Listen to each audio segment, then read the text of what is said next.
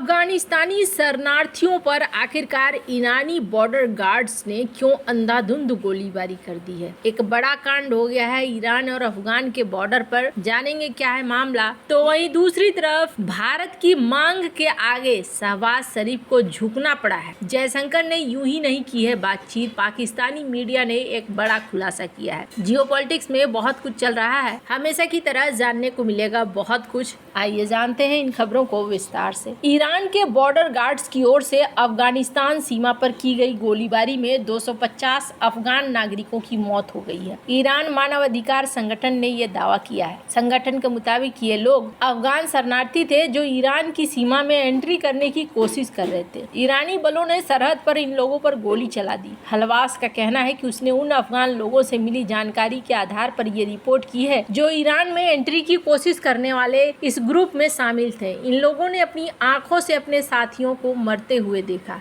संगठनों ने पीड़ितों के शव को दिखाते हुए वीडियो भी साझा किया जिसमें बताया गया कि इन व्यक्तियों को कलगन सरवन के सीमावर्ती क्षेत्र में रविवार रात को मार दिया गया। हलवास ने खुलासा किया कि प्रवासियों के समूह में 300 से ज्यादा लोग शामिल थे। इस समूह में 50 ही जिंदा बच सके। इस गुट के बाकी लोग गोलीबारी में मारे गए। यह रिपोर्ट ईरानी बलों के अफगान शरणार्थियों के उत्पीड़न, यातना और दुर्व्यवहार के खबरों के बीच आई है। ईरानी सीमा रक्षकों की कार्रवाई पर घरेलू और अंतर्राष्ट्रीय स्तर पर काफी तीखी प्रतिक्रिया हुई है। हालांकि अभी तक अफगानिस्तान की तालिबान सरकार के अधिकारियों की इस मामले में कोई टिप्पणी नहीं की है। ईरान में बड़ी संख्या में अफगान शरणार्थी हैं, लेकिन इनकी स्थिति काफी गंभीर है। ईरान में अफगान शरणार्थियों को मानवीय और बुनियादी अधिकारों के उल्लंघन का सामना करना पड़ रहा है। इसने अंतर्राष्ट्रीय मानवाधिकार संगठनों की चिंताएं बढ़ा दी है। वहीं बॉर्डर पर भी शरणार्थियों को रोकने के लिए गोलीबारी की कई घटनाएं हालिया महीनों में हुई है। इसने अफगानिस्तान के लोगों की मुश्किलें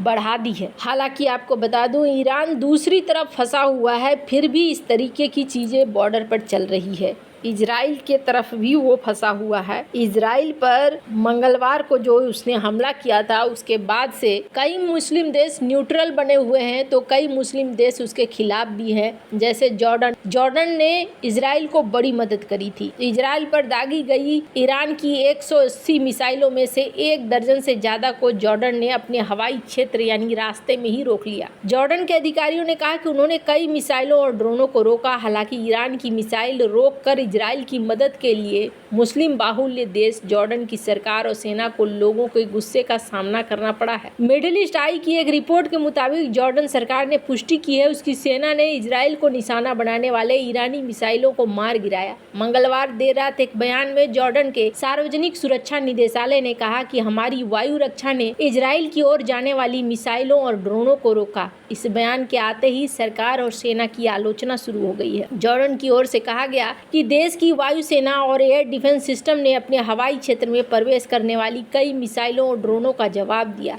स्थानीय मीडिया में भी जॉर्डन की राजधानी अम्मान के बाहरी इलाके में एक सड़क पर गिरी एक ईरानी मिसाइल को दिखाया गया। जॉर्डन के अधिकारियों का कहना है कि ये देश की आत्म रक्षा और संप्रभुता के रक्षा का मामला है।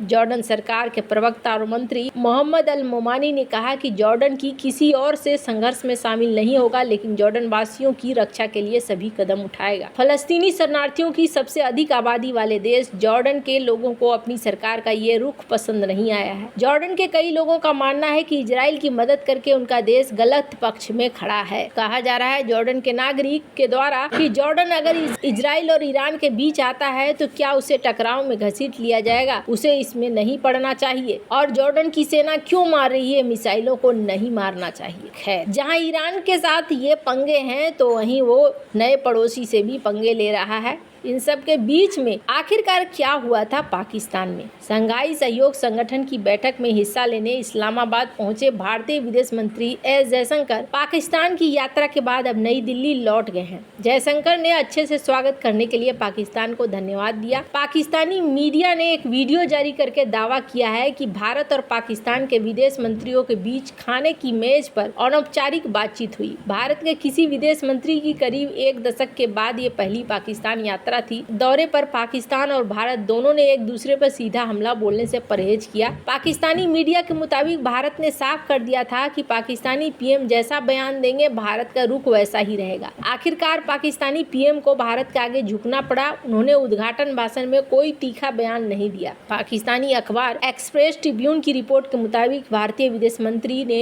इस्लामाबाद आने से पहले ही साफ कर दिया था कि वो कोई द्विपक्षीय बातचीत नहीं करेंगे। इसके बाद जयशंकर और पाकिस्तानी डिप्टी पीएम और विदेश मंत्री इसाक डार के बीच खाने की मेज पर बातचीत हुई। वहीं नवाज शरीफ ने एससीओ समिट शुरू होने से ठीक पहले एक इंटरव्यू में भारत से रिश्ते सुधारने की गुहार लगा दी। विश्लेषकों का कहना है कि नवाज शरीफ के अनुरोध और पाकिस्तानी पीएम शहबाज शरीफ के तीखे बयान नहीं देने के बाद यह अनौपचारिक बातचीत संभव हुई। पाकिस्तानी अखबार ने कहा कि यह बातचीत भारत और पाकिस्तान के बीच रिश्ते में जमी बर्फ के पिघलने का पहला संकेत है। एक पाकिस्तानी सरकार के सूत्र ने दावा किया कि शहबाज शरीफ ने जब तक कोई तीखा बयान नहीं दिया तो जयशंकर ने भी इससे परहेज किया। शहबाज ने एससीओ चार्टर के मुताबिक भाषण दिया। हालांकि भारतीय विदेश मंत्री ने एक बार फिर से सीमा पार आतंकवाद और संप्रभुता के मुद्दे पर चीन और पाकिस्तान दोनों को अप्रत्यक्ष तरीके से सुना दिया। अभी कुछ दिन पहले शहबाज शरीफ ने संयुक्त राष्ट्र के मंच से कश्मीर को लेकर काफी जहरीला बयान दिया था, जिसका भारत ने करारा जवाब दिया था। यही नहीं, भारतीय विदेश मंत्री ने बिलावल भुट्टो से इतर जैसा कि वादा किया था अपने पूरे दौरे में वो गरिमापूर्ण व्यवहार किया। इससे पहले जब पाकिस्तान के तत्कालीन विदेश मंत्री बिलावल भुट्टो गोवा में एससीओ की बैठक में आए थे, तब उन्होंने भारत के खिलाफ जहरीला बयान दिया था। भारत ने भी जोरदार पलटवार करते हुए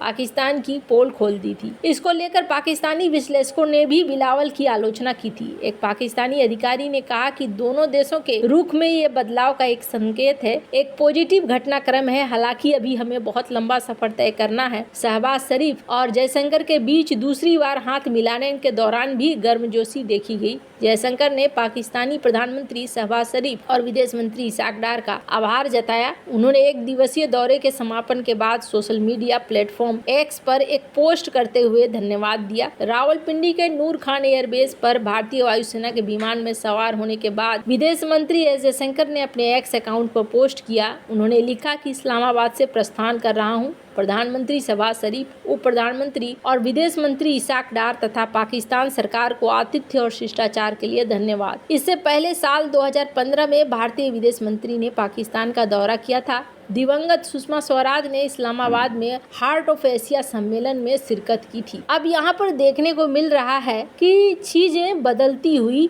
नजर आ रही हैं और ये चीजें चाइना को बिल्कुल भी पसंद नहीं आएंगी। चाइना कभी नहीं चाहेगा कि पाकिस्तान और भारत के बीच में किसी भी तरीके से रिश्ते ठीक हो। वैसे आपको बता दूं, इसका मतलब कहीं भी ऐसा नहीं है। आज की डेट में अगर भारत किसी भी देश की मदद कर रहा है तो बदले में सुनिश्चित कर रहा है कि वो मदद फ्री ऑफ कॉस्ट न हो। अगर ध्यान देंगे आप, चाहे वो मालदीव का केस हो, चाहे वो श्रीलंका का केस हो, तो भारत ने अब वो फ्री में देना छोड़ दिया है, क्योंकि भारत इस बात को बहुत अच्छे से समझता है कि फ्री में देने से कोई फायदा नहीं होने वाला है। इसलिए बेहतर है कि आप उस तरीके से हैंडल करो चीजों को जो आपके भी काम आए। तो भारत अब जिस तरीके से बदल चुका है, ऐसे में अगर पाकिस्तान को भारत से कोई मदद चाहिए तो भारत भी उस चीज का तरीके से इस्तेमाल करेगा। वैसे आपको क्या लगता है, इन सब मामले में आपकी क्या राय है, कमेंट कर जरूर बताएं। जल्द मिलते हैं अगले वीडियो में नई खबर के साथ।